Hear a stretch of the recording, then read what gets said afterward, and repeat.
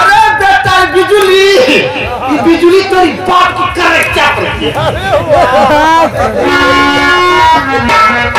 जब बतिया कर लेता उनके बात याद आ गई है कहाँ हो अरे मास्टर साहब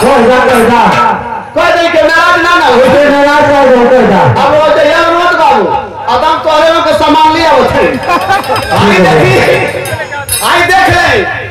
जो हमन के पहली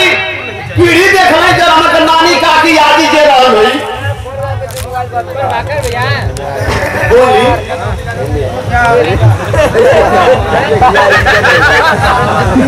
ऐसा बात हम ना बोलीला चलिए आई देखा हमन के नानी काकी यादी का देखला कल बतिया देखा ना घबराई बा आई देख ले बात फटाई साड़ी रहे पूरा दे ढकाई रहे चार गो भैंस रहे तो लहना कटा जा लहना बड़ा जा भैंस खा ले गोबर फेंका जा दोहरा पछा जा केहू नीलार ना देखे हाँ भैया कोई पूछे कि के हाँ तो बतावे लो तब बताओ कि के तो फलाना बोल तब यहाँ फलाना बजा थी अब का आई देखा 5000 का साड़ी कीन के दे दहा अब इन कमने को ओकर प्लेट का आ रहा था यहाँ रहा जनाब के पिछुआ जाए के बाहर जमाना बाहर के बगल में बैग टांग ले थे लोग चित्का वाला गमछा चल गल बा वो तो मारली लोग की गमछा का दाम बढ़ा दे टांग ले थे लोग बैग लेके फुफुती पकड़ के चल देते क्या वजह क्या बात है बाहर जमाना ठीक हो ठीक हो सर की पीढ़ी आप लोग देखिए बाहर पीढ़ी देख ले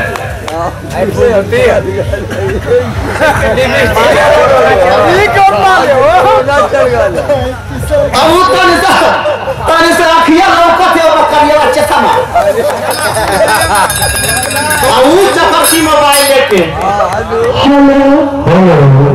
हेलो आप कहाँ पर हैं जी तुम कहाँ पर हो मैं तुम्हारा पर खड़ी हूँ तुम खड़ी हो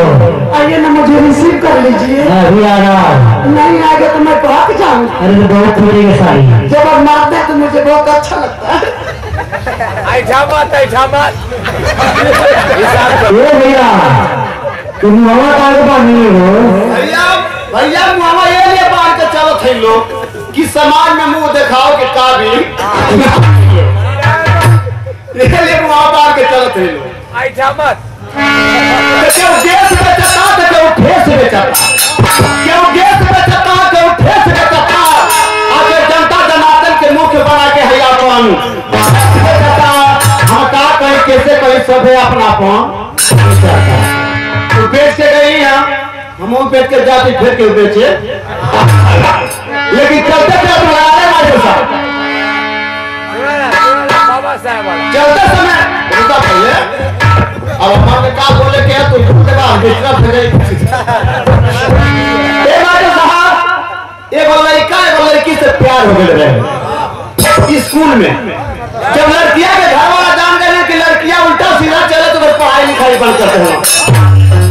ये भी लड़कियां भेटा लड़कवा से लड़कवा कहो सीखो हो